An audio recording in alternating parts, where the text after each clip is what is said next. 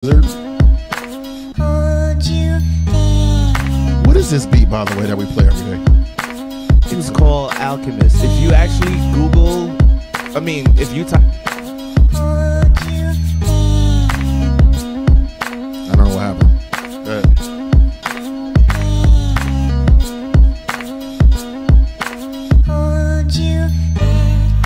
But we're all gonna start just using norm beats though, right? You know what I mean? So we don't get so we don't get curbed at all. Like, so nobody can fuck with the show. You know what I mean? And we should, and we're gonna solicit our listeners to send beats in, right? Yeah.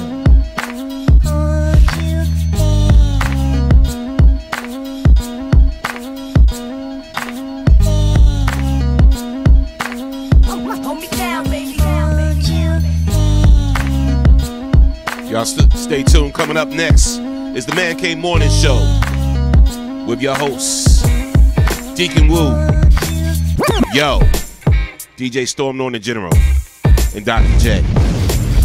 Stay tuned. It's going to be a great show.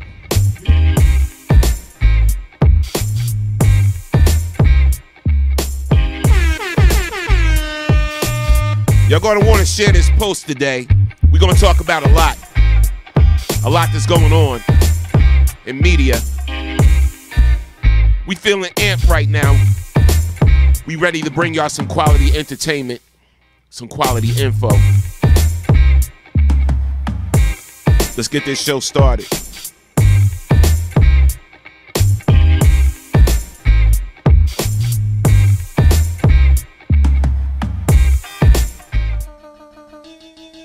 Wyclef Jean, BKS1 Radio, let's go. This is Essence Atkins, and this is BKS1 Radio. Hi, this is Melba Moore, and you're listening to BKS1 Radio. Yo, check it out. What's the deal? This the chef. Giving a big shout out to my peoples. Big KS, you already know what it is. Salute. What's up? It's your girl Monifa, and I'm hanging with BKS1 Radio. Hi, I'm Iyanla Van Zandt, and you're listening to BKS1 Radio. BKS Radio, baby.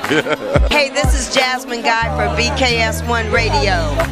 What's going on? This is Lamont Rooker, and this is BKS1 Radio. Shout out to BKS1, the best kept damn secret in the business. Hey, what's up? This is Raven Goodwin from BET's Being Mary Jane, and shout out to BKS1. Hi, this is Leon. You're watching BKS1 Radio. BKS1. God bless y'all.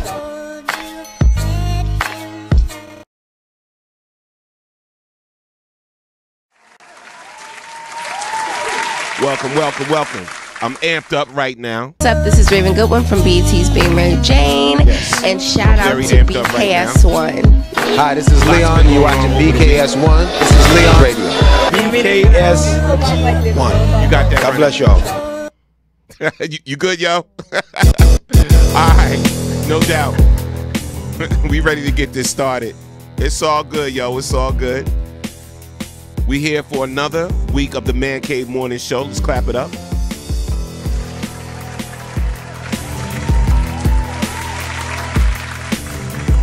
Now to my right, I gotta go productions.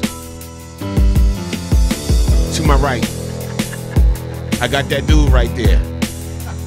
Oh, to the right, the light-skinned brother. The host of your show, Deacon Woo in the building. What's up? What's up? Let's get it. To the left, on the ones and twos, we got that young blood in the building. We call him Dr. J. Yo, yo, yo, how y'all doing today? Julian in the building. Yo. To the right. All right. The very intelligent, talented, beautiful, becoming the glue of the team. The plug. The plug. The plug. Yo's in the building. Good morning. Blessings, y'all. How you feeling? How you feeling?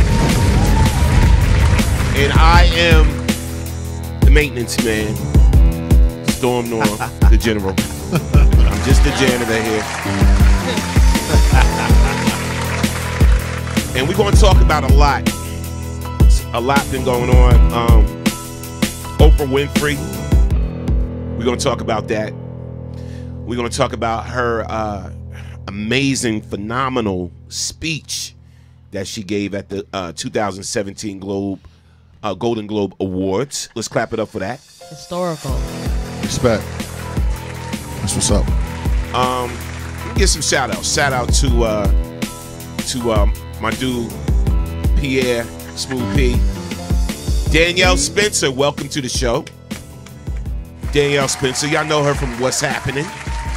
Classic TV show. Yes. Yo. We're gonna talk about Welcome. Big up my queen. Yes. Shout out to author Andrea Clinton on the check-in. Shout out to Ernest Jones. All right. On the check-in. We just want to thank everybody right now listening to us on YouTube, on Twitter, and Periscope, because we're live right now on all these platforms. We're live right now on the TuneIn app. If you got the TuneIn app, we're live on Ustream, and we are live right now on WBKS1.com.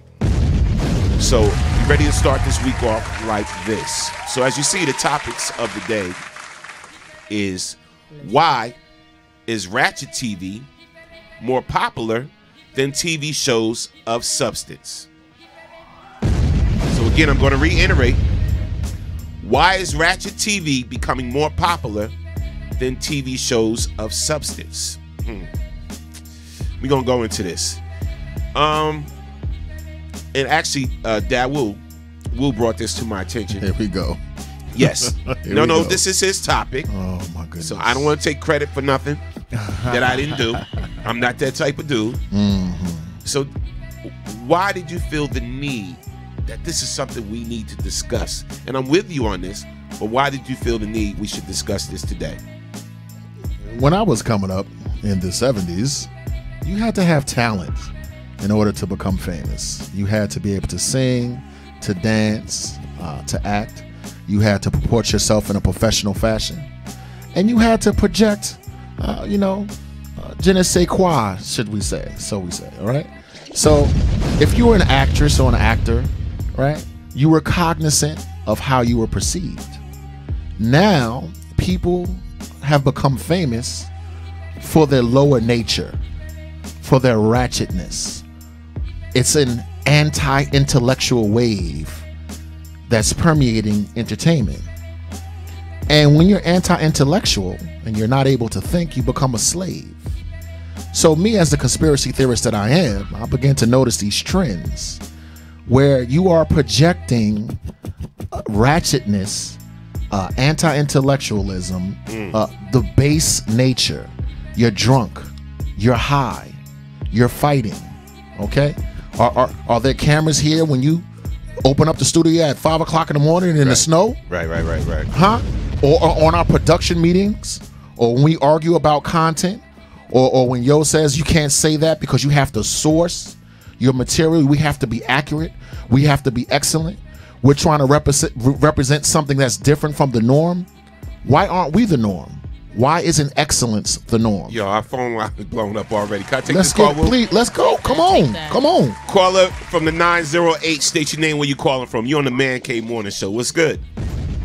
Good morning. I'm actually calling from Manalapan. I just got here in the country and I was just looking at your show, and I wanted to make a comment in reference to Ratched TV. Please do. Welcome to the show. Well, I've been following your show for quite some time, and I know that it might not appear as though people of my caliber, being a Caucasian male, would follow your show. But I've been following you, and you do such a great job on radio. Well, thank you. What is your name, sir? What's your name again? My name? Oh, I'm so sorry. I never gave you my name. My name is Rashad, spelled R-A-G-A-S, Rashad. Okay. And one of the things that I wanted to comment about is that, and please don't take offense to this, but most black folks, black people, they enjoy Ratched TV because this seems to be something of your caliber. And because of that, you're going to find that most of the urban community is going to support Ratched TV. So what we need to do is we need to educate black people No, I'm joking. Norm, what's up, man? How you doing? Boy, I was about to cut your head off, boy. I was about to cut your head off. I knew Norm, you was about to snap. I was like, let me stop before you snap. He was about to get executed up in his joint. But anyway, man, I just want to say some real stuff, though. Great accent. I was just So convincing. So convincing. Good morning, guys. Good morning. Yes, sir. Yes, sir. Having this conversation, though. It's funny, man, the other night. And real quick, And I was saying, hold on, Dennis. Hold on, Dennis. Real quick. Danielle Spencer, she said, I agree with you wholeheartedly. Talking about when you was making your statement, Yes. Will.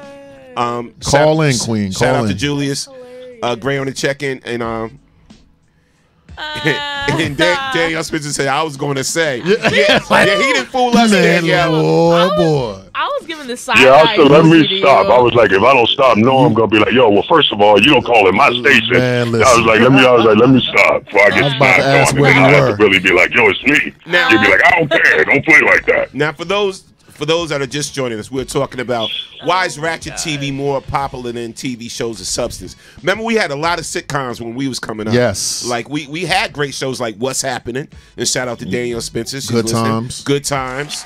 That's right. all these Sanford and shows. Son. Sanford. I even give like Happy Days. Odd Couple. Yo, Odd Couple. that was actually a Love. good show too. Happy Days. All in the Family. The Honeymooners, the Jeffersons. But now we have this huge wave of reality Ratched TV. And go ahead, Dennis. I want to let you make your point, bro, before I say what I want to say. Go ahead. Yeah, but on a more serious note, man, Ratched TV is more for the younger, immature people that subscribe to seeing all kind of nonsense like drama and, you know, who messing with who, man. And in reference to, like, you have to understand the powers that be set these things up to distract us. All this stuff is nothing more than a distraction to take your mind off of all these killings, the mistreatment of black folk. And I know that that's kind of deep, but really all of that is a distraction, man. And it's a shame that they can use something so facetious to actually distract us from what the real goal is, man. So it's a divide and conquer type tactic. That's all. Let's clap that up. I heard that. See, here's how I look at it. I like the fact that we got a diverse wave of content out there. You know, so like you got Tyler Perry, his form of entertainment. You have a lot of other directors and producers that have different types of entertainment, whatever. So when this wave came on, I think the first thing that we could consider what Ratched TV, as far as the reality wave, right? And I think we talked about it in our meeting earlier. I think Flavor of Love was like one of the first Ratched reality TV shows. Right. I want the listeners, Dennis, you included as well, to tell us what do you feel is a Ratched TV show? A TV show with a lot of nonsense, garbage, whatever like that. What do you feel that's on the air now that's a Ratched TV show? Please put that in the comment sections or whatever platform you're listening to us on. I want to know what y'all consider Ratched. But here's one of the ones I think that kicked it off. Flavor of Love. Facts. And full disclosure, please, full disclosure. Dawood's hypocritical moment number 3080. I used to love this show. I used to come home from work. I loved it too. And laugh and laugh and laugh and laugh and laugh. So I don't want to give a false impression, but I also remember that it just seems like that form of entertainment wasn't as popular as it is now. There are a plethora of these shows, and they come on marathons. And listen, I can have my apple pie after dinner, but I can't ingest apple pie every single day for breakfast, lunch, and dinner. It rots your mind. Like, you know what I mean? Yes. Like, yes. It's a great show. It's funny, but these shows seem to be flourishing, and they got young men and young women thinking that this is how you do business. Right. You need a balance. You need a balance when it comes to entertainment and what what we watch on TV, because you have a lot of impressionable minds. Yes. And let's read a comment. So Danielle said, perhaps some blacks have become frustrated with being economically shut out and ignored, so these shows make it possible for those people to have a chance at making money and getting some type of validation. Wow. Clap it up for that. But you know what, Norm? What I really think that did really set these shows off, man, from far as I can remember back, was Atlanta Housewives. Right. Once that show started blowing up, you had so many spinoffs coming from that. You even had Housewife of New Jersey and Beverly Hills, and it just set it off to whereas, you know, this goes back to shucking and jiving as they did back in the early, you know, like 40s and 50s, man. Like, you know, you got black people that are willing to do any type of entertainment to get where they need to get. And that's something that, you know, the media and these TV stations, man, they benefited off of that because they're willing to have you do anything to make the higher, when I say higher, the higher class in their mind, not higher class in actuality when I say higher class, right. To entertain them. It's a form of entertainment for them. The same way they used to have boxing when they would have two black guys in the ring killing each other. It's all about entertainment to the other ethnicities, man. That's really what it's about. And when they saw that certain shows were taking off, they were like, we could keep this going. So, you know, it's really based on, man, you know, entertainment for the masses. It wasn't even designed to entertain us. It was designed to entertain the other masses, man. And unfortunately, you know what I mean, they're making a killing off of it. And you know what, and I hear a lot of these discussions and debates when it comes to reality TV shows, whatever, and when it comes to urban, us, African Americans, they say Mona Scott caused the paradigm shift in the way we view TV now, and she set a whole new precedence, you know, at VH1, you know, for what we want to see. And so when Love and Hip Hop, which is one of the ones I'm not even going to front, I watched Love and Hip Hop for a minute, like the first couple of shows, seasons that came out and everything, and I thought it was interesting. So where you may see it, Woo, as, you know, this is garbage, this is ratchetness, I see it totally different. And I'm gonna let you explain. No, you know, of course. Why you not feeling? No, I got you. The Love and Hip Hop, and then I'm gonna come from my perspective. Listen, images have power. Okay, now Miss Mona Scott, who always says, "Listen, I don't put a gun to anyone's head," and these are grown people and their responsibility. Okay, I mean, and they have responsibility for what they do and what they say. If you could cast a check for what you're doing, right, then you can also balance it out by taking responsibility for the images that you project. It's not just about the check. It's not just about the so-called opportunity. Opportunity to do what? To get money, to project gangsterism, whoreism, thoughism,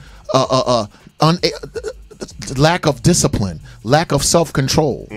I mean, Norm, I mean, when you go to the boardroom, do you punch the other guy in the face that you disagree with? I got you. You know, when you think of your grandmother and your grandfather, right? When you think of them as human beings, there was sir, it was ma'am. I mean, yes. I mean, listen, and young people have this idea in their head that they don't have to be accountable, that all they need to do is have money. No. You have to have character. You have to have spirituality.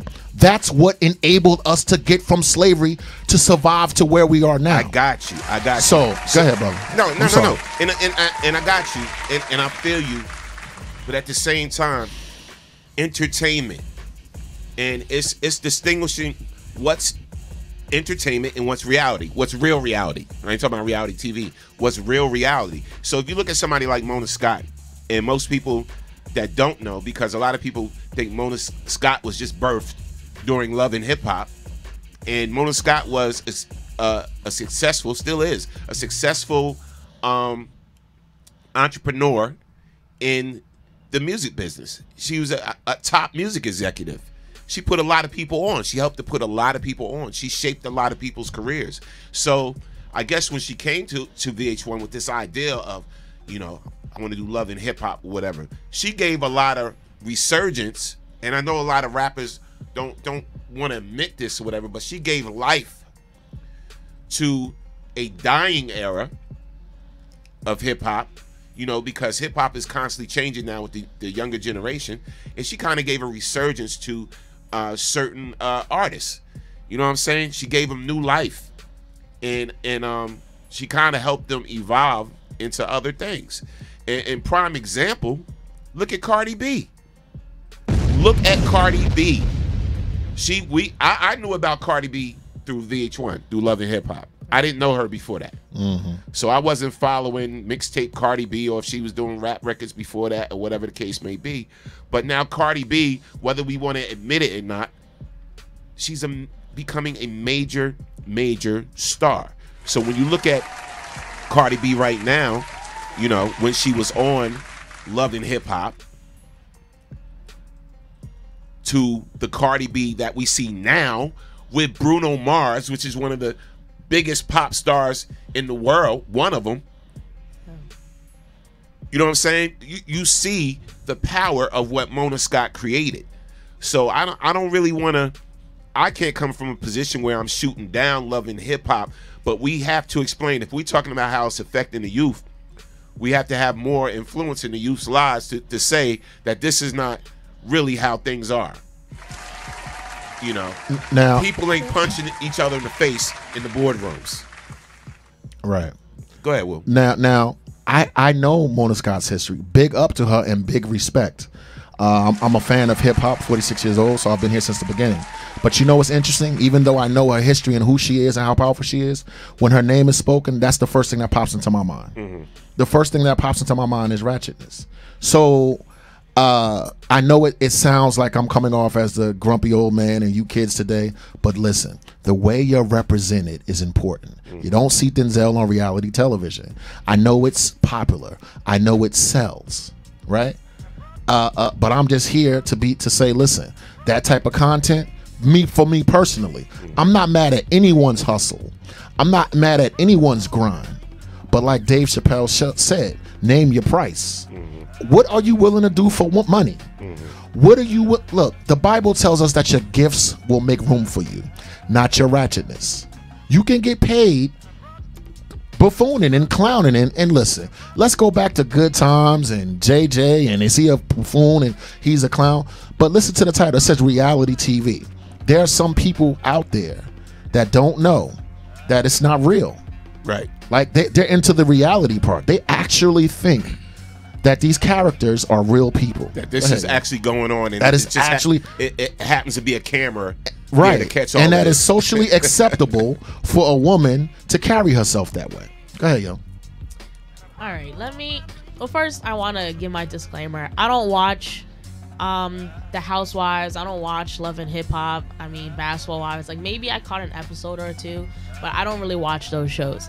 But what I can speak on is back in the day when I was in like high school or middle school into high school, my favorite show to watch was Bad Girls Club. Okay, we have a caller. I can't get into it. No, please. Caller from the 908. State your name where you calling from. You're on the Man Cave Morning Show. Wow, that was quick. This D Skinner, Plainfield, New Jersey. D Skinner, what's good? What's going on, man? All right, man. Thanks for calling in, fam. What's on your mind, bro? Oh, this reality TV or Ratched TV thing. You know, like you said, I used to watch the Love and Hip Hop in the beginning. You know, I don't really watch it anymore. But I think it just all stems from whoever's watching their mindset. You know, I have the mindset to separate entertainment from reality. Right. So when I'm viewing it as entertainment. Some people, you can literally argue with some people like they think that that's reality, and it's like, no, that's not the case. Do you think that children are able to distinguish a 17-year-old, 15-year-old? You know, children, they're the sponges. Exactly. You know what I'm saying? Like, they're gonna emulate what they see. Yes. You know, and I guess I don't know if me per se, like when I was younger, if my mother felt as though, you know, everything she did or everything she said was so influential with me. But I could tell you, like with my son, this guy is, I really have to watch what I say and what I do, because it directly affects him. Right. Even if I think he's not watching, he's watching. Right. So you got to be, when you're a parent, oh man, you definitely have to be mindful. Like if you want to partay and watch that type of stuff, have your kids somewhere else, because if they come in and they see that, and it's no telling where they're going to take that perception. But D, listen, they do see it. They see it on their smartphones. It's not even about, boy, you ain't gonna watch that crap in this house. Right. When they leave their house and they congregate as children, this is what they're watching. That is my point. They are seeing it. Look, we have to be the counterbalance to what they're absorbing, because that's entering in their mind more than you are. Right. You see what I'm saying? They listen to them more than they listen to you, and you're their father. That's all I'm saying. Exactly. Look, man. Again, see, I'm kind of in the middle, because I know how the entertainment thing is. You know what I'm saying? We have reality TV shows shot here at the station, and we just have to keep letting the kids know. You know, the more impressionable minds know that this is not real. You're still being given some type of guidance to say something, or to do something, or to slap somebody in the face, or, you know what I'm saying? Because we had, when I saw how the process works, D, when they shot, remember they shot the Comeback Kings here? Yeah, they shot that show here, and I was on it, and I saw the process. I'm like, oh, they giving me a script. Everything I'm saying is basically a script. Wow. They telling us how to react, the whole nine. Same thing with TLC. When the TLC network came here to BKS and we did the extreme time savers thing on TLC, they showed us how they wanted to present. You know, this is how we need you to present yourselves. This is what we need you to say. This is when we need you to say it. Norm, I need you to react like this. But a lot of these kids that's watching these shows thinking this straight up. This is how they acting. This sister hates this sister. This brother hates this brother. They're going to get into a fight today. They arguing. They sleeping around. They doing this. They think that's real. So it's up to us to educate them and be like, no. This is not real. This is completely for entertainment value. This has no educational value at all. Yeah, exactly. Like my son loves wrestling. Loves wrestling. Great example. And my fear would be, oh my God, he's gonna go to school and try to put somebody in the figure four, crazy stuff like that. And I'm like, I just explained to my son, I'm like, look, everything you see, anybody you see on TV is an actor, right? Facts. In some shape or form. Right.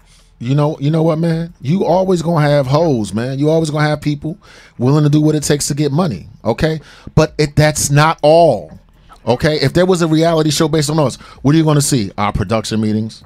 What are you going to see? Norm here at 5 o'clock in the morning. What is that? Boring? What are you going to see? Norm not high.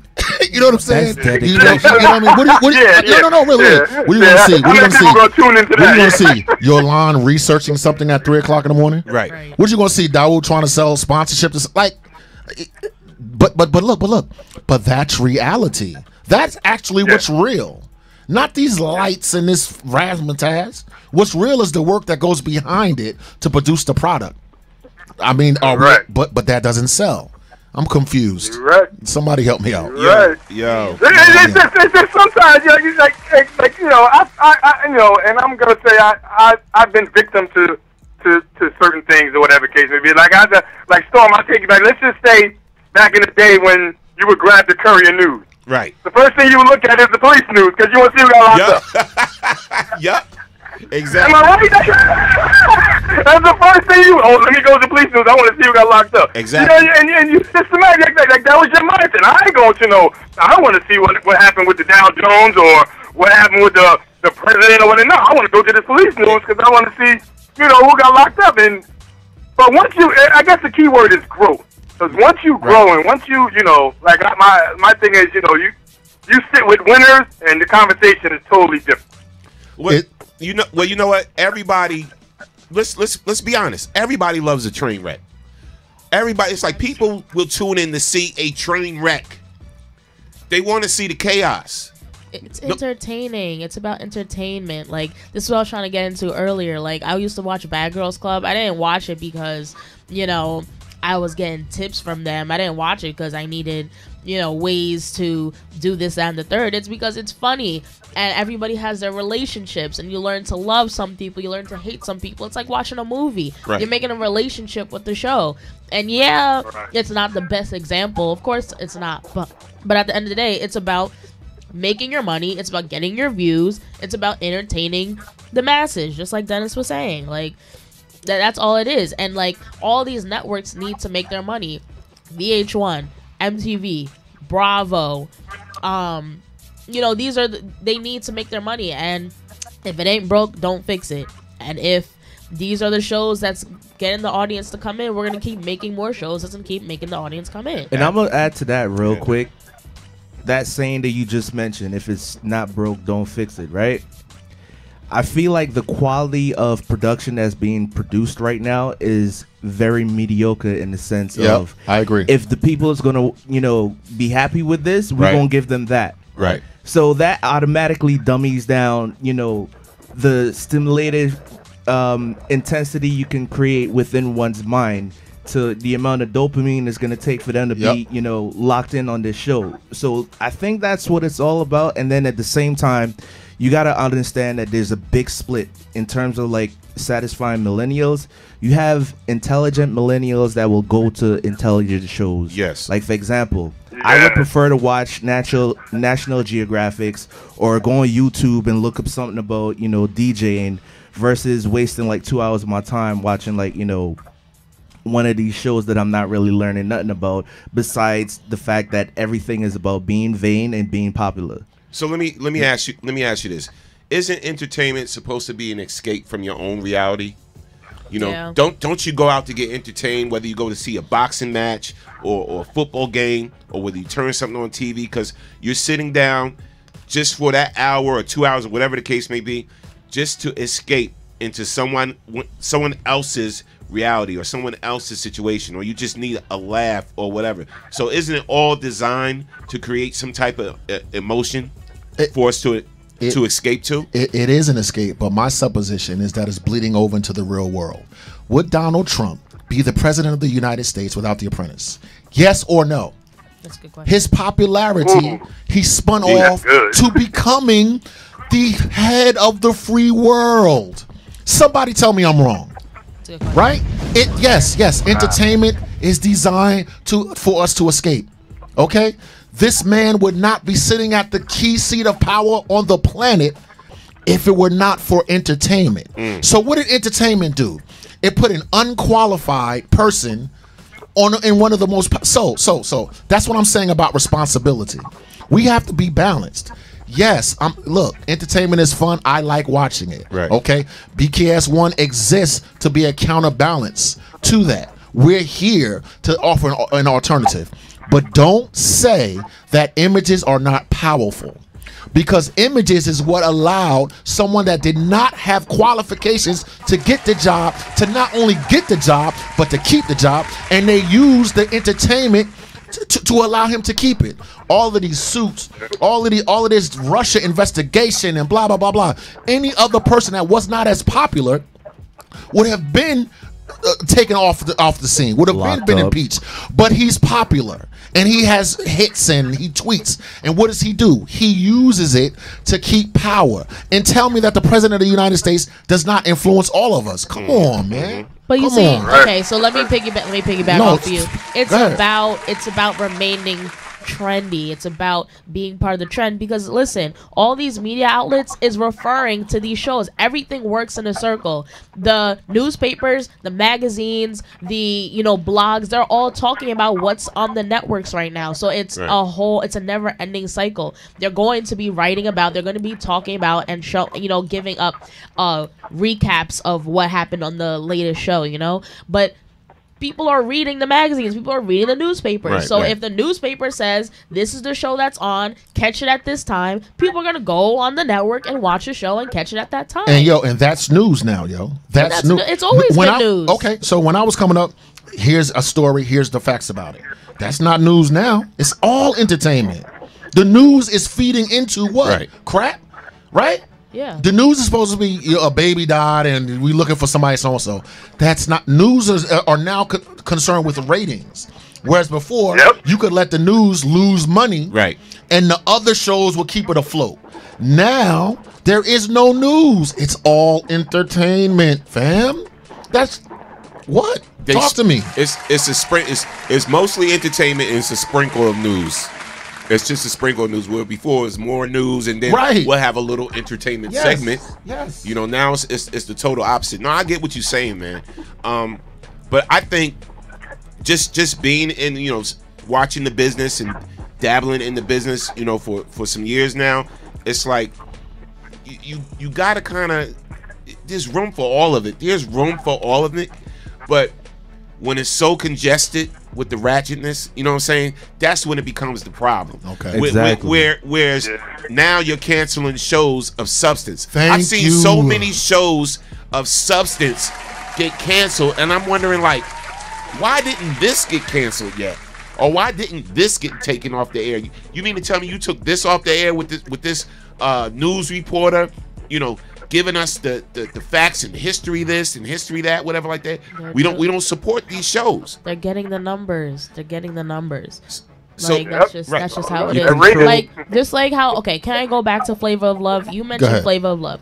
Flavor of Love kicked off competition on TV, because then came Ray J of Love, then came the Tila Tequila Show, then came a spin-off of Bad Girls Club, so now it's just about putting people in one area and watch their demise, watch how they destroy each other. Hello? But you see, I'm gonna pose a question right now. What about The Bachelor and The Bachelorette? Is that considered ratchet TV? Because they're all in a house. I think they're all competing for the love interest, but they're not necessarily. If there's a fight, that's like the shocker of the show. That's like the cliffhanger until the next episode. Or if someone is like crying, or if someone is being reeled out on a hospital bed thing, that's the shocker of the show. That's like, oh my god, what's gonna happen next episode? So is that ratchet TV? Is that still feeding? See, with The Bachelor, see, it's funny because, all right, if I'm genuinely looking for love, or am I genuinely going onto The Bachelor for exposure for my 15 minutes? Both. It's all about exposure. All those shows are. So as a man, I get to sit in the house and smash 15, 16 women on television. The Bachelor. But that's not considered ratchet TV, though. None of y'all were talking about The Bachelor until I brought it up, though. Right. No, that's true. You're right. Respect, like, sister. Is a group of white people in a house competing for the love, and then that token black person or that two token black people. Is that all ratchet TV? What's or no? the difference between The Bachelor and Flavor of Love? It's the same thing. It's the color of the skin of the people it that are is participating. The same scenario, but it's the exact same scenario. But agreed. Is it still working against us? Is it still giving? I don't think it's hurting our children as bad, because it's not like they running around looking crazy, this, that, and the third. Like, yeah, it's a little bit like, do you have some self-dignity? Okay. But other than that, is it as bad as Flavor of Love? Is it as bad as Bad Girls Club? Again, I'm not saying it's as bad as, but again, we need balance. I mean, we just need balance. You know what I'm saying? It's okay to have a Bachelor. It's okay to have a Flavor of Love. But then, you know, if you got 20 shows that's like The Bachelor and Flavor of Love, and you got one show with Ed Gordon, you know what I'm saying? With Ed Gordon or Tavis Smiley or something like that, you just got one out of a lineup of 20 ratchet TV shows. And they get picked up, and Roland Martin getting canceled. Yes. Queen Sugar getting canceled. All these quality shows getting canceled. Where's the balance? You need a balance. That's all I'm saying. Can I just say, when I was watching Bad Girls Club, I would say I would want to be on the Bad Girls Club, but not to, you know, spew the negativity, not to like fight girls and this and the third. I always said I would want to be the voice of reason. If I were to be in that house, this is how I would help this character. This is how I'd help this character. I would want to be the voice of reason. I've always said that. So I feel like maybe these shows can be a positive to someone else, because it's like, you know what? I don't like how they live. I'm not going to act like them. This is an example for me not to be like that. And this is how I'm going to live, so I don't act like this. Let me ask you a question. And yes, and then let's read some comments from. Please. Well, ahead, first, Julian. that's a good angle of approach for the show. But to be honest, right? We all know what the show is based about. We all know what makes the ratings for the show with the content that's on there. So what do you think is actually going to happen when you get on the show? Like, people are going to push your buttons, peer pressure is going to build, and, these different things are going to, like, influence you to act in the manner that everyone else is acting.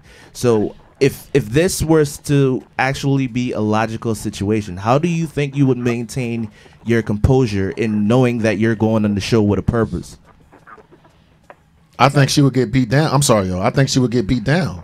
I really So do. I think she would let get me say my attacked and question leave. again. How will you hold your composure knowing that you're going on the show with a purpose and not fall into the loose peer pressure that we all see that each girl has to deal with?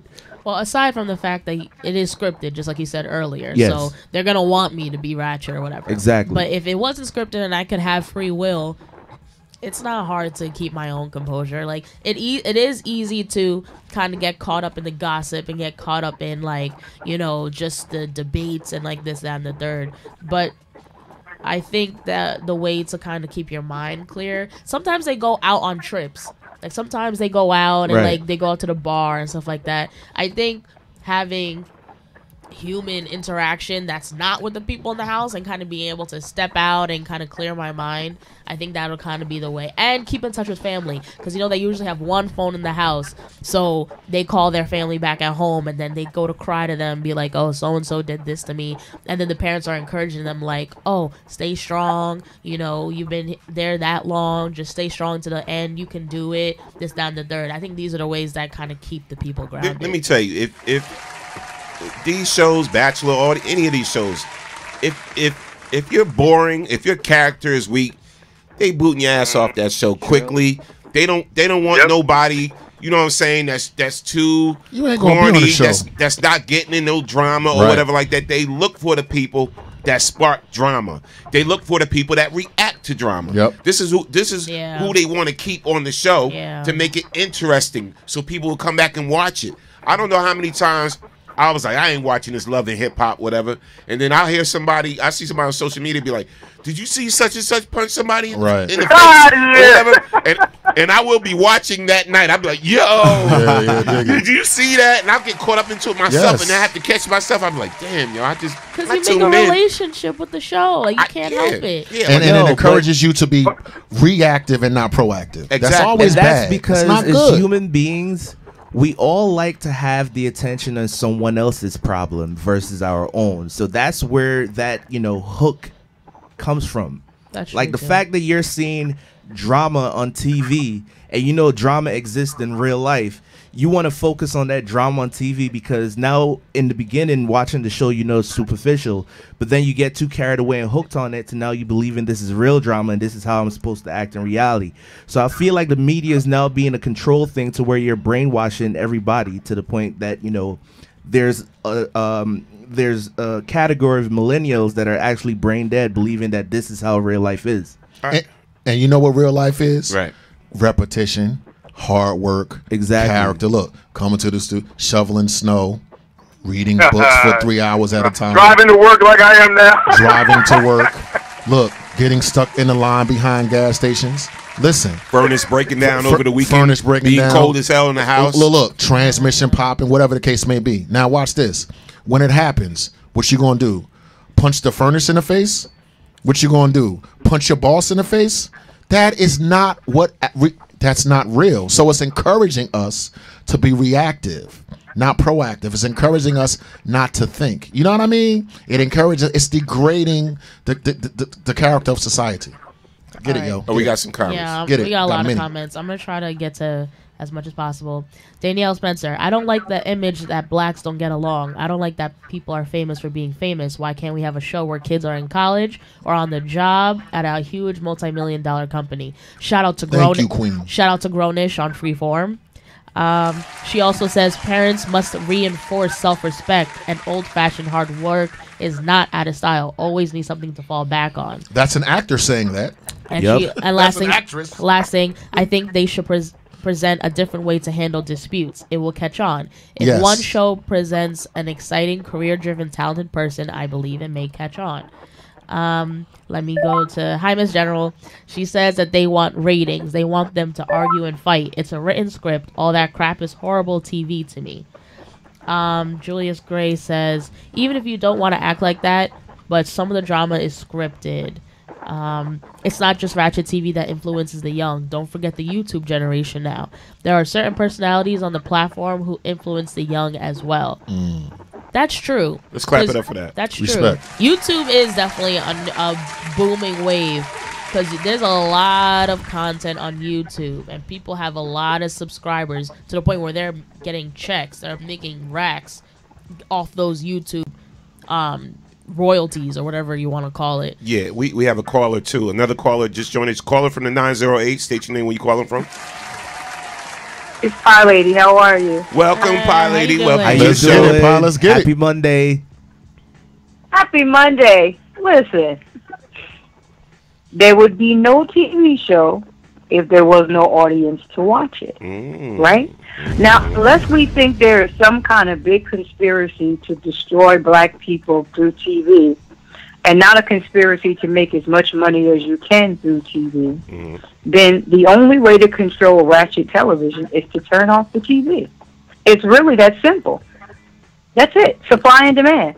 There's a demand, therefore TV provides the market. You got to deal with the demand. True indeed. True indeed. But Clap it up for that. honestly, We can complain about... Go ahead. TV ratings are down as of recently, like within these last couple years. Like TV ratings are completely down. Like there aren't hitting records anymore. Like that's why they're trying to find different ways. That's why they put out the on demand, because now on demand is considered analytics for ratings on TV now. So I understand what you're saying, and people are following. When you say TV ratings are down, right? You're talking about an overall rating is down. So let's just say once upon a time the ratings were 20, right? And now the ratings are 10. However, out of that 10, you still get an 8. So even though the overall ratings for people who are watching TV in general are down, we still have the number of what is that number that is left still watching. You're absolutely right. Right?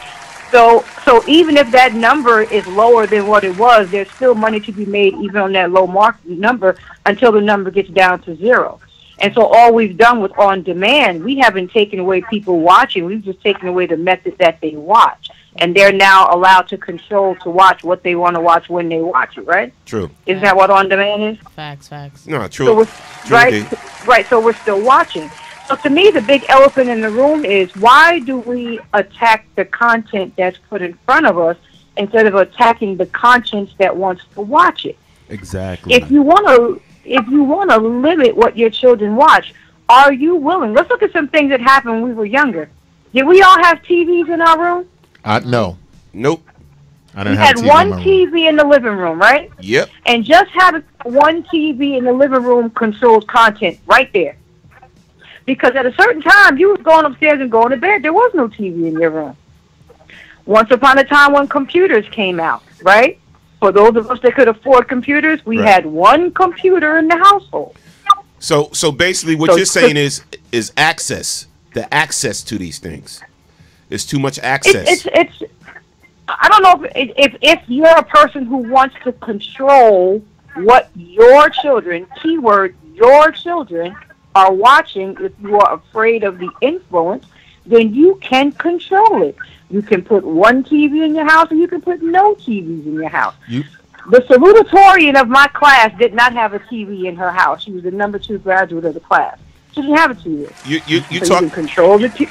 And Kwame, real quick, Pie Lady, you're talking about the TV era as opposed to where we at now with technology, with phones now, with iPads, with tablets, all this. If you want to control it, there's ways to control it. It's hard. You know, it's hard. You know, it's not easy. Listen, I couldn't control everything that my kids did outside of my house.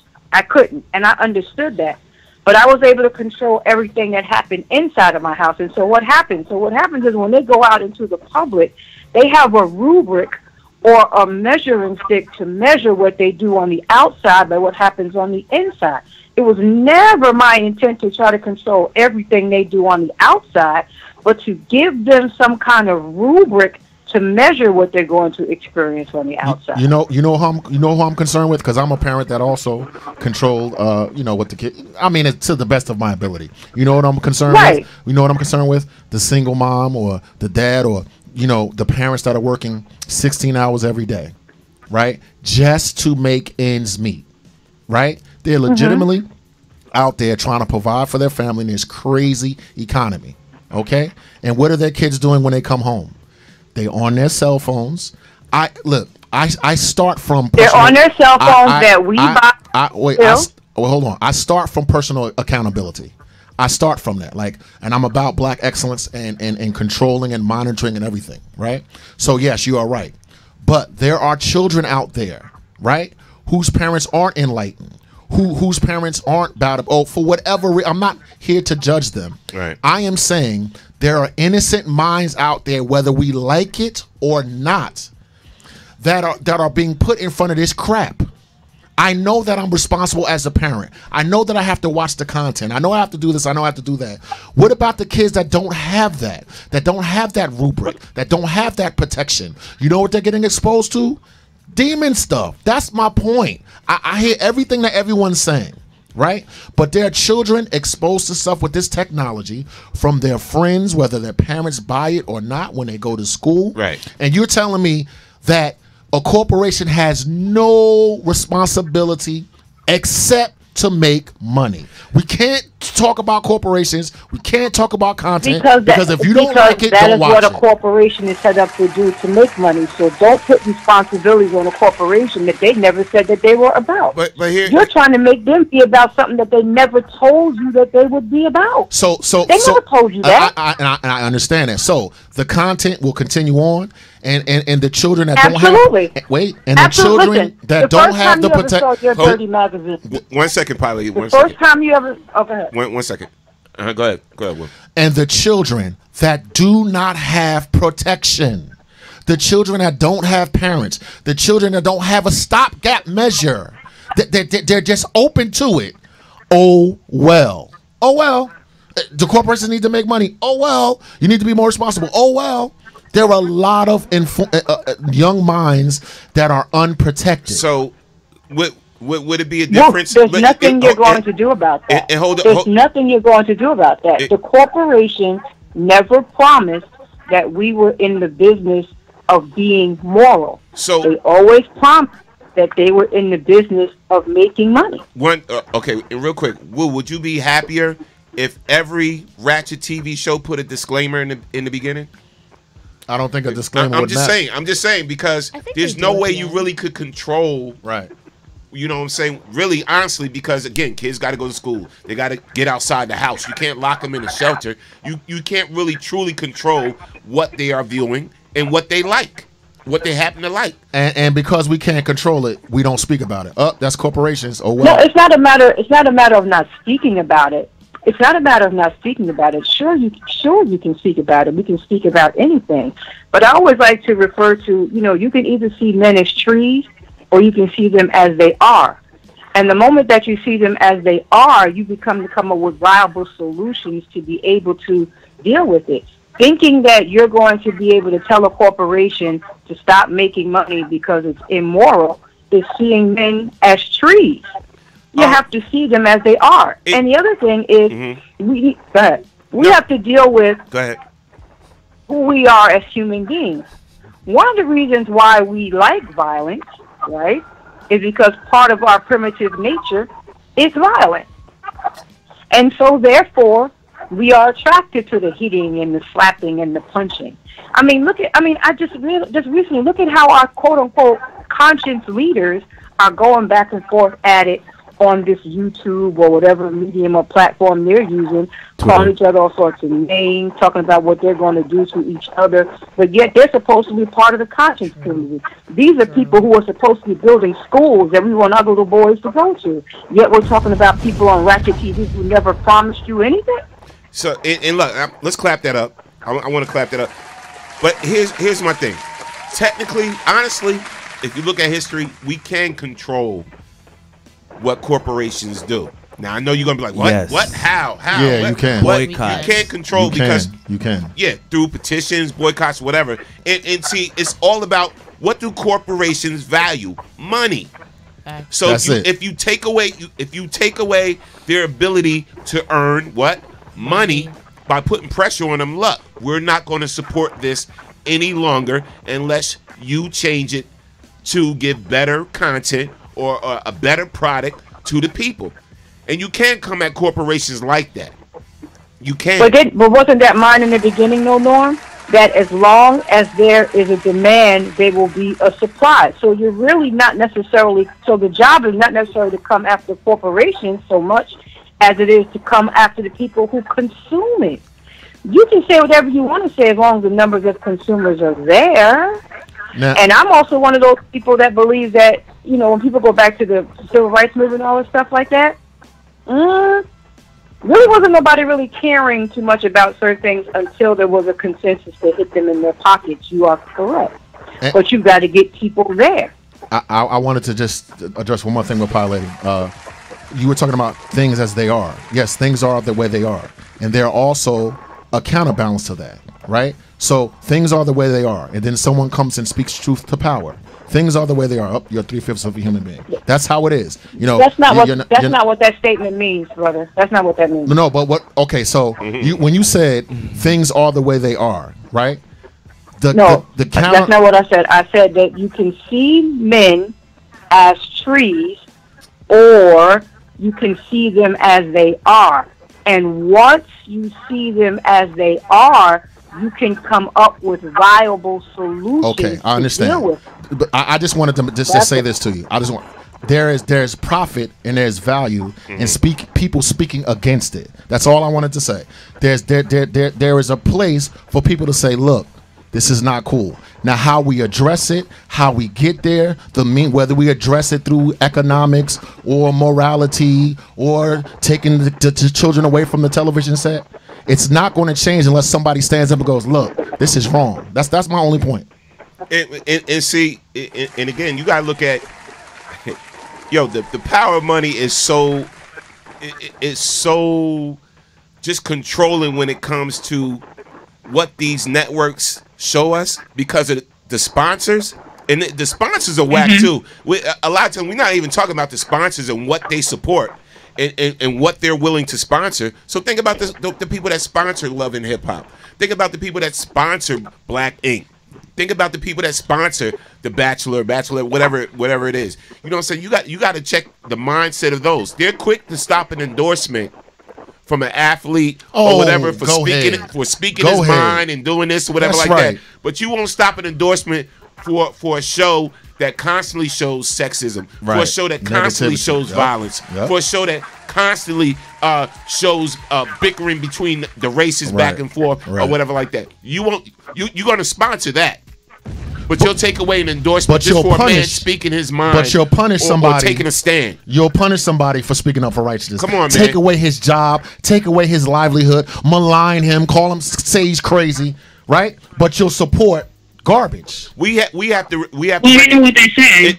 And look, real quick, we have to recognize our power enough to say that, you know what? You're going to pull away this sponsorship from Colin Kaepernick or whatever like that, then we're going to stop supporting your product now.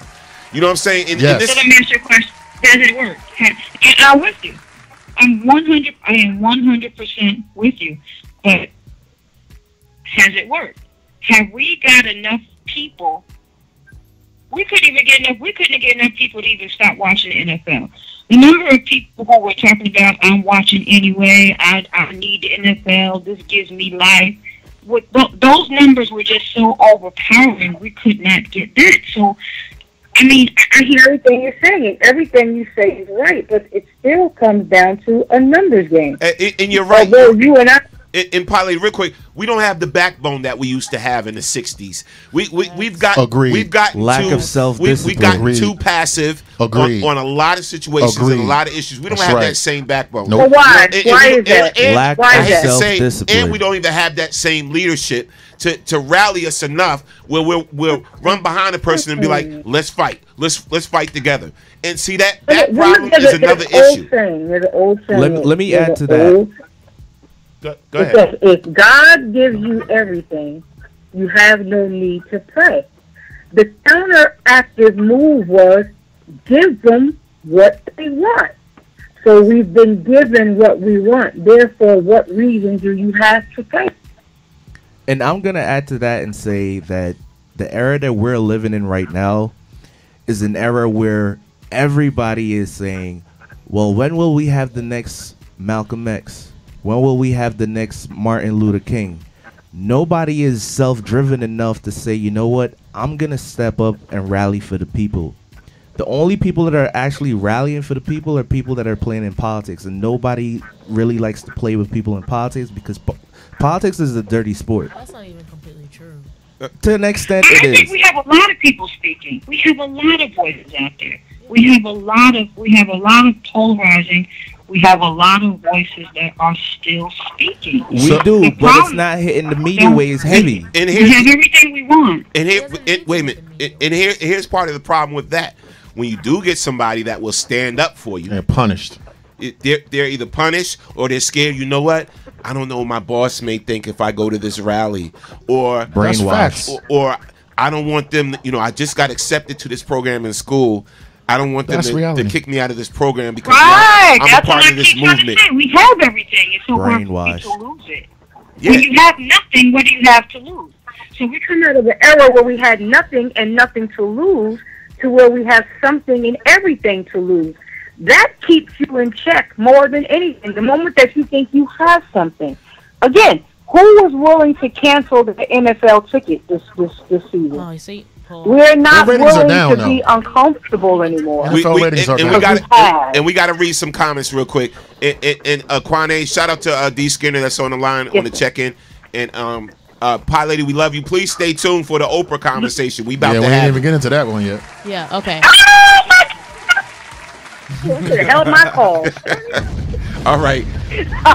We're gonna read some comments. And again, shout out to Danielle Spencer on the check-in. In case y'all forgot who Danielle Spencer is, it's this cute little girl right here from the show What's Happening. From the show What's Happening right here. The crush of my life is listening. And now she's a grown woman. That's right. Yes. Doing big things, got books out there, just out there educating, sharing her life story as well. Mondays, y'all. Oh yeah, we definitely got to have you on as a guest, Danielle. Please, we definitely got to have you on as a guest to the show. But no, she's doing her thing now. Respect. And please feel free to call in to the station at 646-233-1302. You see the number up there. All right, so let's get back. Let's read some comments on this topic. Okay, I'm gonna read two, and then I'm gonna piggyback off of them. Ernest Jones says, Norm, you can sell batteries and we won't support you. Kane Nova says, people have a hard time agreeing on what's right and wrong nowadays. Now, what I wanted to speak on was, back in the day, we boycotted the transportation system, the bus system, right? But back then, they were able to continue to support their families. They were able to go to work because they were walking to work. They were carpooling to work. But there were a lot of black businesses back then. We were supporting each other. But now we can't stop the world and just stop what we're doing and boycott because it's going to stop our livelihoods. How are we going to put food on the table? How are we going to put money in our pockets and keep sustaining the way of life that we have right now? How are we able to support these causes when we still have our own responsibilities? You know what I mean? It's called sacrifice. It's called sacrifice, and a lot of us, again, when I say we lost our backbone, we're not willing to sacrifice for the greater good.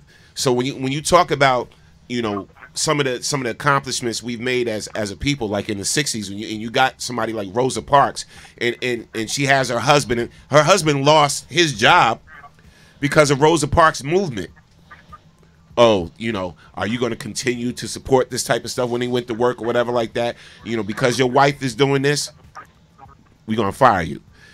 Because Rosa was doing this, she couldn't get a job or such and such. But she continued making strides. She continued doing her thing. And what? Now, because of her, we can sit where? We can sit any damn where we want to. You know what I'm saying? So we are reaping the benefits of other people's hard work and sacrifice for us. So us being able to vote, this is why I don't fall for the nonsense of our vote is not going to count or whatever like that. Do you realize how many people have died for to give us the right to vote or to give us the right, you know what I'm saying, to stand in the same line as a Caucasian or whatever like that? We don't realize these sacrifices, and again, when it comes to the support level that black people have for each other is nil. It's nil. And when you're able to sacrifice? When you have your own. There was a time when we were not allowed to integrate into the society, right? Where we were not allowed. We were kept out of the society. So what happened? We made our own. We built our own. The doctor lived next to the postman. The hoe lived next to the pastor. Is it that way now? No, it is not. We have become integrated into the society, right? So the society clips us when we take a stance. If you got a community full of people that are from varied and different backgrounds, then that's a society can support the outlier that speaks truth to power. What do we do as soon as we get successful? We leave. Yes, I know the hood is stressful. Yes, I know it's a crab in a barrel mentality. I know all of those things, and they're very, very true. But what do we do with our best and our brightest? Our best and our brightest go somewhere else to support someone else. Yep. So no, we can't look up together. Like, I feel like it should be like a GoFundMe page for Colin Kaepernick. Like, yo, dog, here's this $1 million for this year. Keep on doing what you're doing. Everybody get $1 and send it to this man so he can keep on. Why should he be punished?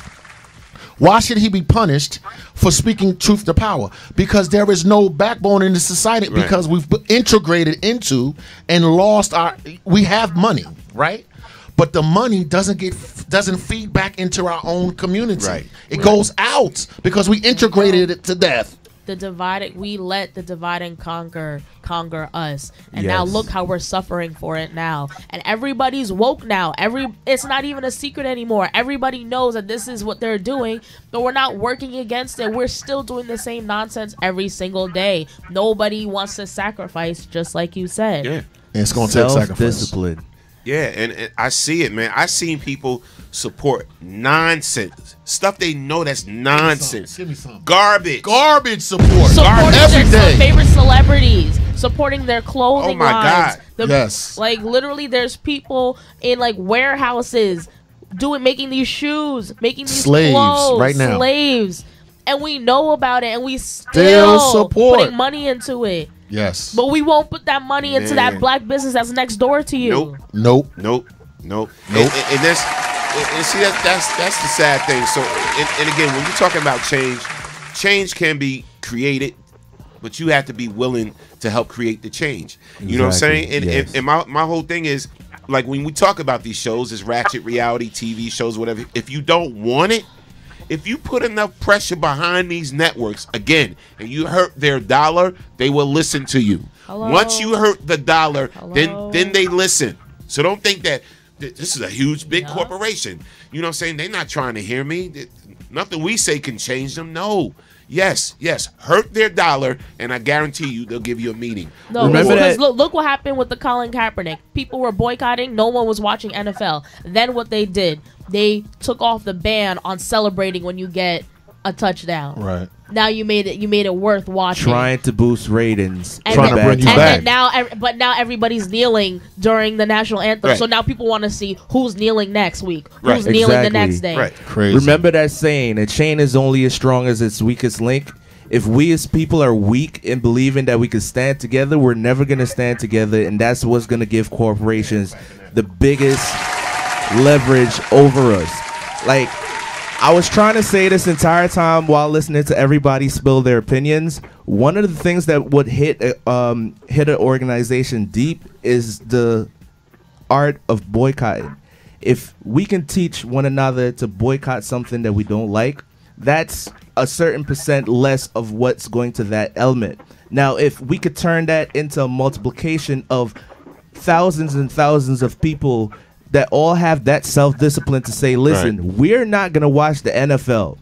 If the NFL had 100% ratings in 2010, and now in 2018, we all say the black community specifically is what I'm referring to, or minorities in general. If the minorities came together and say, we're not going to support the NFL, and we all turn our TVs off and not watch NFL football, you know what's going to happen to the NFL? They're going to feel it. And like you said, when they feel it, they're going to listen. And their ratings are down because there are a lot of us that are protesting like me. They are. Their ratings are down. The pockets is getting hit. Literally was having this conversation with my brother just a month ago because we were going back and forth talking about this same exact thing. You know, people are going to care. Like, his point of view is people are going to care about what people want to care about. People are going to support the things that they, you know, hold value to themselves. But we have to also break out of that mindset and see that there's a lot of things wrong with the community. So if you're going to go for one thing, you might as well go for everything else and try to uplift it because, you know, the community efforts right now is really bad. Like, people are selfish. Everybody's worried about themselves, their own family. Nobody's willing to branch out, sacrifice a little bit, and say, you know what? Let's hold arms together, be this chain. Nobody's going to break, because if we break, the whole chain is compromised. Nobody's trying to do that anymore. But no, okay, so why can't we lie the responsibility to the athletes themselves? What if all the black athletes stopped playing, walked off the field? Then there will be no NFL. There's literally how many people will be left on the team? Nobody. Why can't we bring our black football players home, give them jobs so they're not just losing? Thank you. What if Because they're going to suffer financially, their livelihood. So the people should support them. That will be us. We have an obligation to support people that stand up for. You always talk about sellouts. People that stand up for us get punished financially. We should be able to support our own people because we spend trillions of dollars on garbage every day, don't we? As a community, right? So how come our income doesn't go to supporting that? Why? You know, these athletes are making millions of dollars. They're not going to want to do something like that. Go from millions of dollars to, you know, whatever we can help them make, you know. So that unbalance is kind of shifty. It's kind of like, I can understand why some will be reluctant to do that.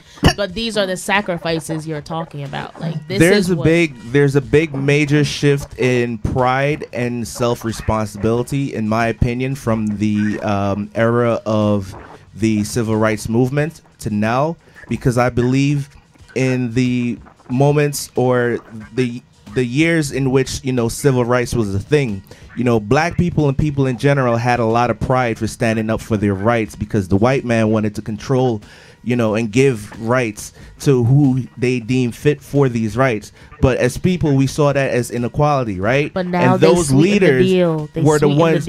Exactly. Those leaders were the ones that said, "Listen, we're going to stand up for what we believe for, and we're going to keep fighting until we get what we want." Then, lo and behold, these things slowly passed into place where, you know, black people could vote this, that, and the third.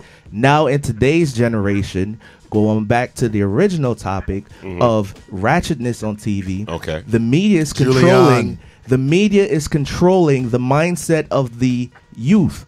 If they cannot seek educational, you know, opportunities, different TV shows that can enlighten them, opportunities where they can just go on their cell phones and learn different things. I mean, you can still find it, don't get me wrong, but it's not being pumped out into your face like that. It's like when you go on an app and you play a video game, immediately you see more, you know, ads about other games like that, and you're getting more and more impulse.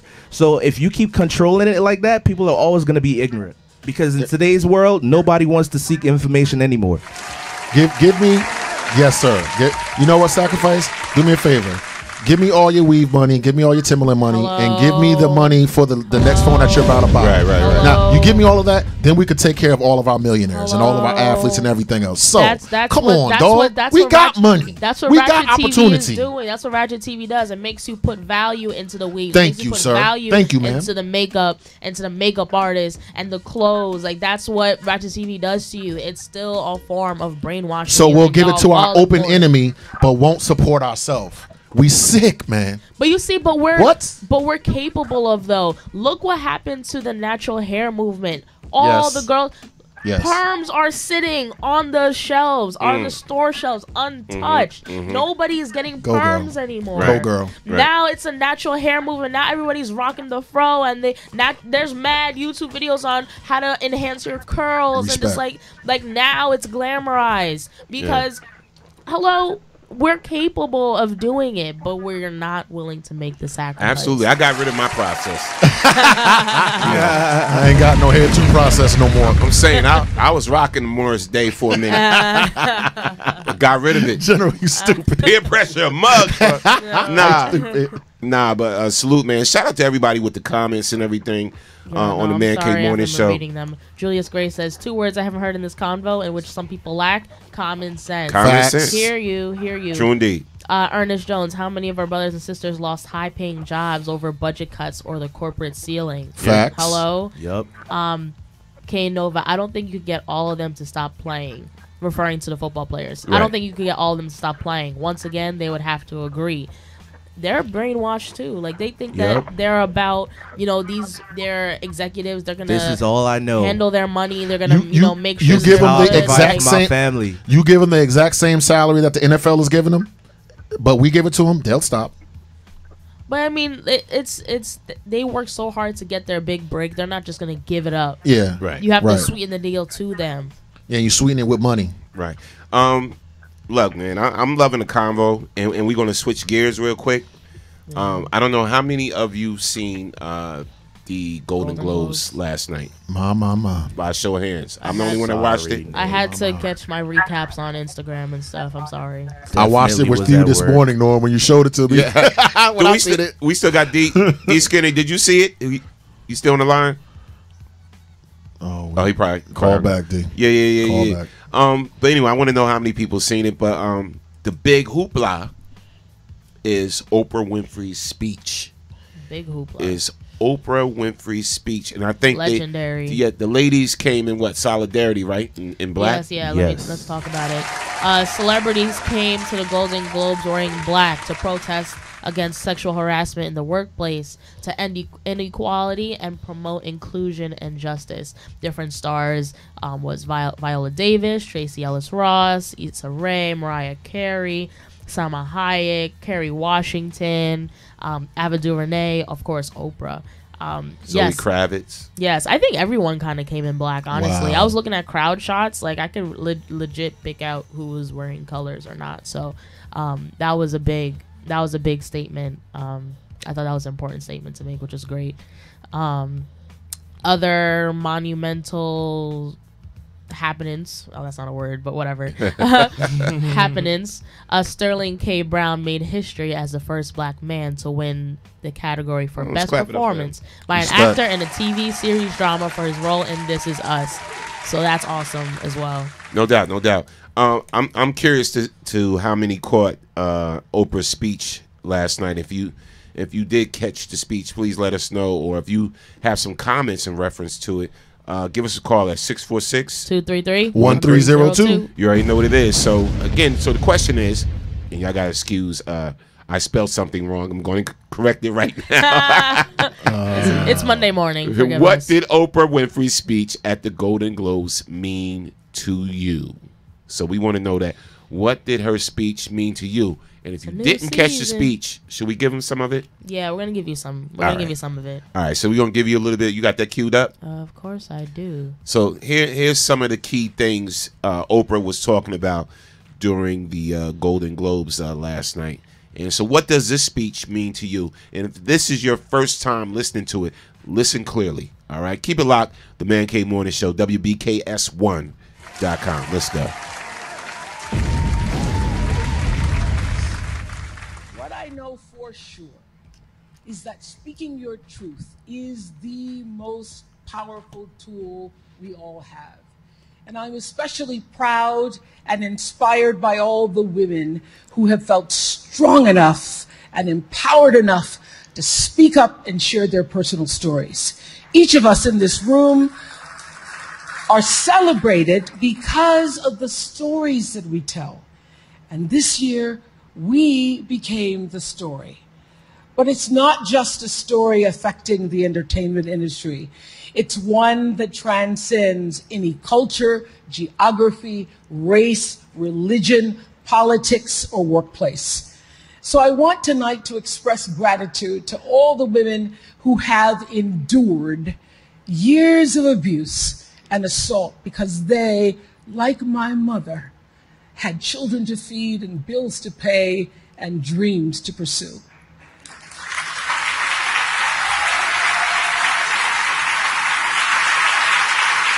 They're the women whose names we'll never know. They are domestic workers and farm workers. They are working in factories and they work in restaurants and they're in academia and engineering and medicine and science. They're part of the world of tech and politics and business. There are athletes in the Olympics and there are soldiers in the military. And there's someone else, Reese Taylor.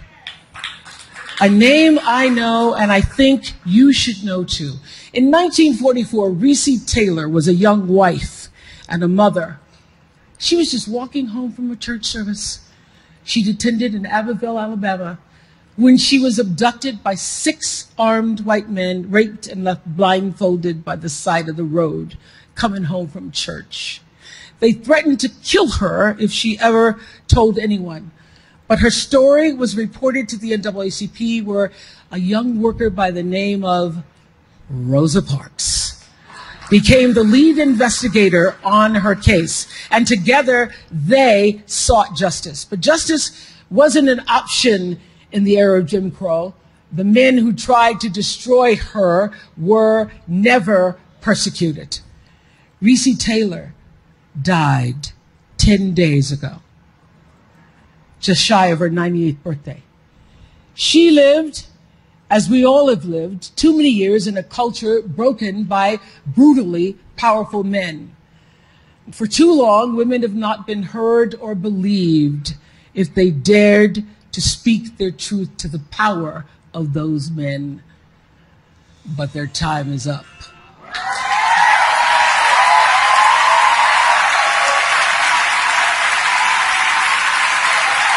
Their time. Let's clap that up, man. Let's clap up Oprah's speech. Powerful. Very powerful, very historic. I'm gonna start it off with the only female on the panel, with Yo. I mean, what did Oprah Winfrey's speech mean to you? I think it's so important to have representation. It's so important to have people who look like you that you can look up to in the media. And it's women like her that have paved the way for women like me that are upcoming, that are prideful, that are hungry for it. Hungry to have a voice and to give the voice. And it's so important. Like, she is the first Black woman to receive this award. Like, it's so important because you have to continue to inspire the next generation. And her speech is inspiring because she gave you a history lesson. You know, you don't get history lessons just all willy-nilly when it comes to the media. You know, you have to go looking for it. But she took this platform, the Golden Globes, to educate, you know, and I think it's important for people to do their history and do their research, but at least she gave the spark for people to know what to look for, and she gave the spark for people to, you know, investigate further. Because right now, the social climate right now, we're in, just like she said, we're in a time of change. Like, the time is now. But the time is, if you're going to want to take our culture and you want to appropriate our culture, you got to know the history. you know. Like, it was so important. It's so inspiring. And so many black women are getting recognition. Like Viola Davis, Kerry Washington, Shonda Rhimes, Issa Rae. Like, it's such an important time right now. Like, we're getting noticed. You know, we may not have as much money as other production companies, but we're making do with what we have, and we're making history with it. And that's so important. It's so important to continue to fund these projects, and it's important to repost these projects and, you know, spread the word. Help them. You have to spread the word, because they are making a voice for you, and they are working against the stereotype that mainstream TV is feeding. Absolutely. It's definitely a different day and age right now, and especially for women. You know, it's going to change hiring practices. It's going to change the whole casting situation in Hollywood now. It's going to change who really deserves a role, you know, based on skill and talent now. It's going to change a lot of this all over the workplace, all over the world, you know what I'm saying, when it comes to women. But I think the bigger thing is that they're being heard now.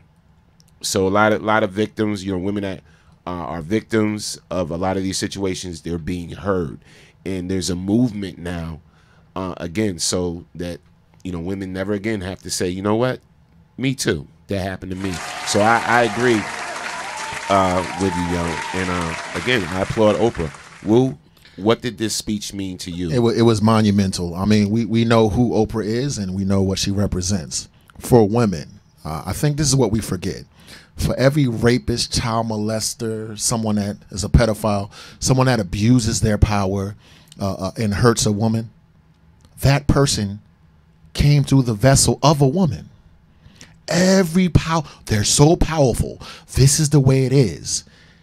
You are on the planet because you came from the womb of a woman. So you are abusing and destroying and maligning and silencing the vessel that got you here first. The first man that said, this is God. When we stopped saying booga, booga, booga, booga, and we said love, when we said compassion, that man came from a woman.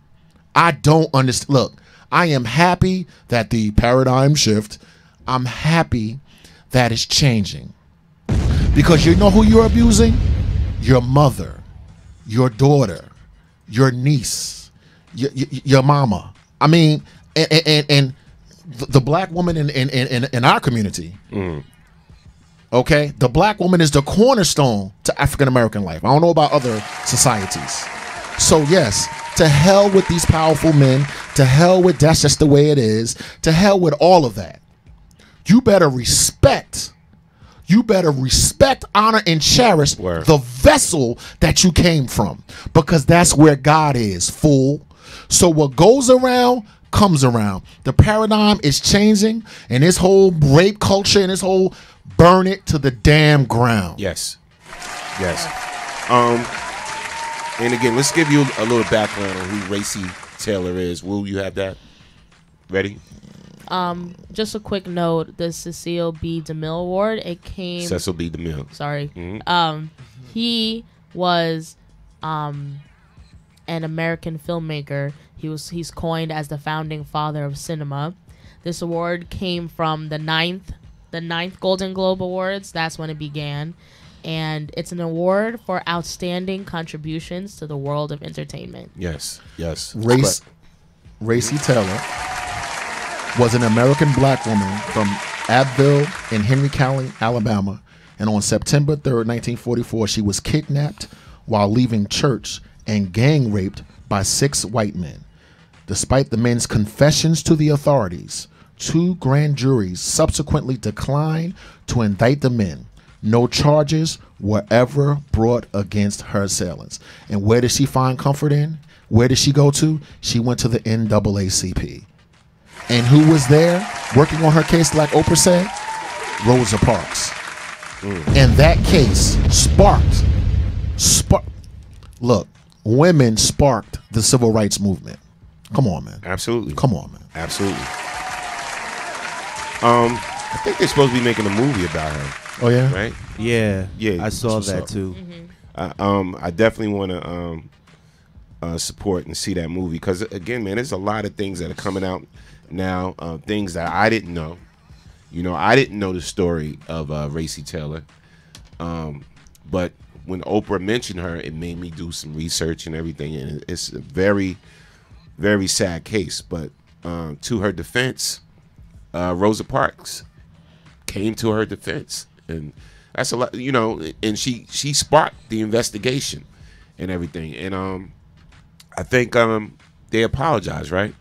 They did apologize recently for what happened and everything, and so again, support our stories. A lot more of our stories are being told and everything, and because man, there's a lot of history that we don't know, and the reason why we don't know is because we haven't learned a lot of it when we went to high school. You know, Right. They wasn't teaching this. Of course not. They wasn't teaching this when we went to elementary and middle school and all of this, and you had to take a special course to even learn a fraction of what we're learning now. You know, so again, man, support our stories. A lot more of our stories are going to be coming forward and everything, and we just got to support it, man. And speaking of stories, according to the Maryland Coalition Against Sexual Assault, MCASA, Google it, Maryland Coalition Against Sexual Assault. African American girls and women 12 years old and older experience higher rates of rape and sexual assault than white, Asian, and Latino girls and women from 2005 to 2010. 40 to 60%. 40 to 60% of black women report being subjected to coercive sexual contact by the age of 18. Black Women's Blueprint, the Truth Commission on Black Women and of Sexual Violence. That's where it came from. 4 in 10 black women have been subjected to intimate partner violence in their families.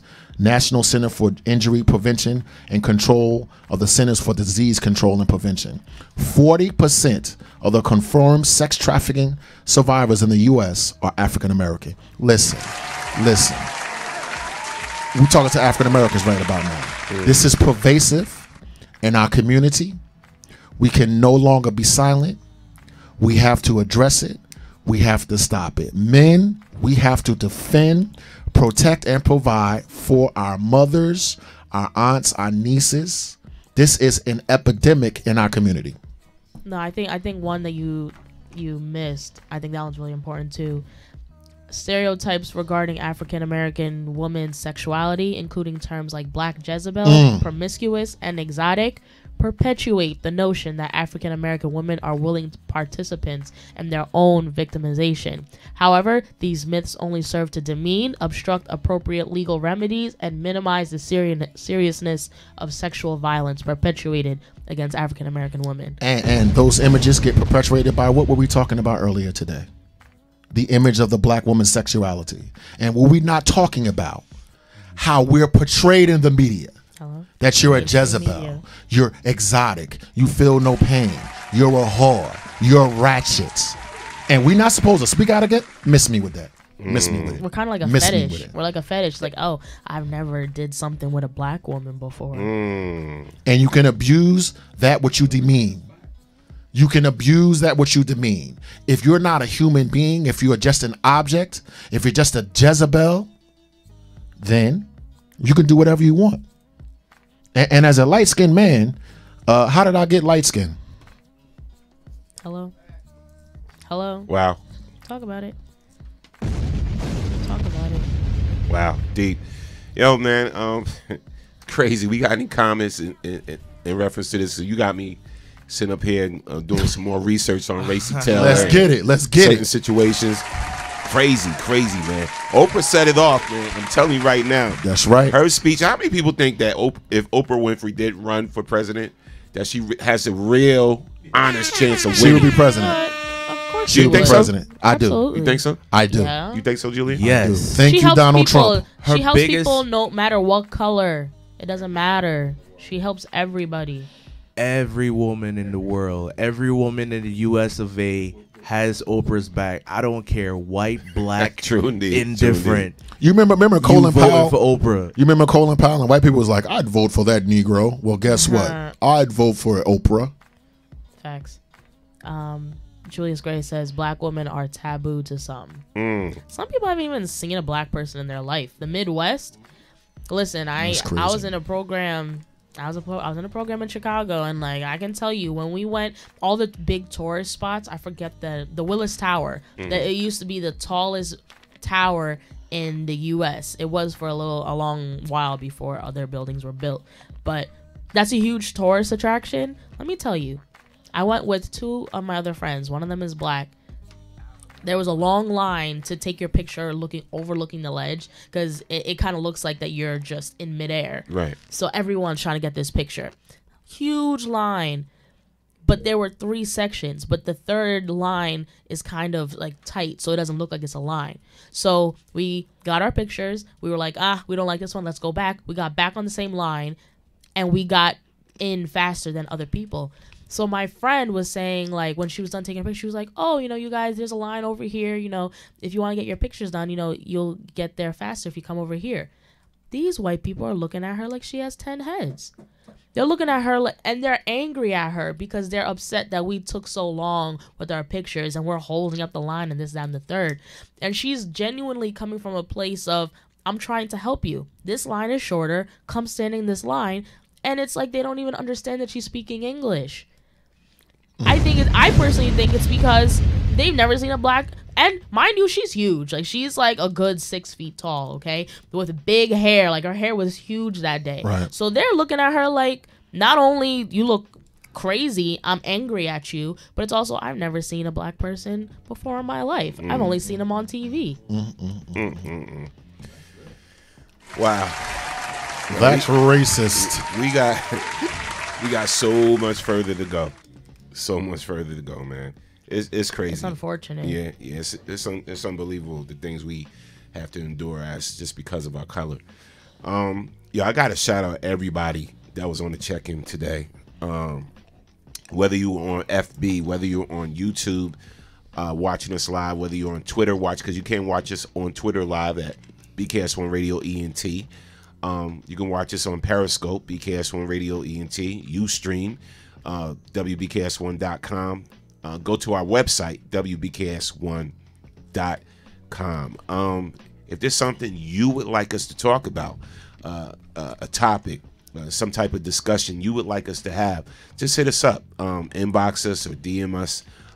There's plenty ways to find us and everything, because this show is definitely not for us. This is a show that's all for you. It's all about you. And we just want to say thank you, really, for everybody that called in, just made a comment or whatever, because we're going to keep doing this every day. And some of it's going to be informative, entertainment, funny. You're going to learn some history facts. You're going to laugh. You're going to cry. You're going to debate. You're going to agree with us. You're going to disagree. But respect. As long as you are here and chiming in for your show, the Man Cave Morning Show, it's all good. We just want to thank everybody, man. Shout out to D. Spencer again, Danielle Spencer, the Queen, Danielle Spencer from What's Happening, that was on the check-in all day throughout the whole show. Got a lot of love, man. I missed that show. Those were the days of good television. Good television, real good television, and everything. And if y'all don't have her book, I don't even know if this is Danielle's recent book or new book or old book or whatever, but go out there and get her book. She got a book called Through the Fire. So make sure y'all go out there and support that. Danielle, if you got a new book, let us know. Yes, we'll plug it. Yes. Journal of a Child Star. Journal of a Child Star. Indeed. Everything. And she's looking great, right? Stop. Go ahead, man. Yeah. Don't get me in trouble. I'll say it. Definitely, sis. Bruh, listen. Fat boy gonna shoot the shot. Well, I'm telling you, boy. But no, salute to everybody, man. Again, salute to everybody. And we'll be back tomorrow morning. Same bad time, same bad channel. You already know what it is. So you can follow our girl Yo at The Real Yolande, YOLANDE, Instagram, Facebook, Twitter. You can follow Deacon Woo at Dawo260, Instagram, and Dawo Jeffries, Facebook. You can follow me on Instagram at DJ Storm Norm BKS, or follow me on FB at Norman E. Bradley. That's my government. And don't ask me what the E is for. Don't ask me what the E is for. Or Eccentric. You can follow me. Yes. Entertaining. Or you can follow me on Twitter at Storm of BKS1. You can follow Dr. J, my dude Julian at Instagram, Sand5Man, SAND5MAN. Facebook, Julian Z Fernandez, FERNANDES. Well, alrighty then. No doubt. And this is part of the squad of WBKS1.com, the Man Cave Morning Show. We'll be back tomorrow, y'all. Love y'all, man. We out. And let us know if you enjoyed the show today. If you love the show today, let us know. All right? Continue to check us out every morning from Monday through Friday, 10 a.m. Peace out. We out. Bang, bang.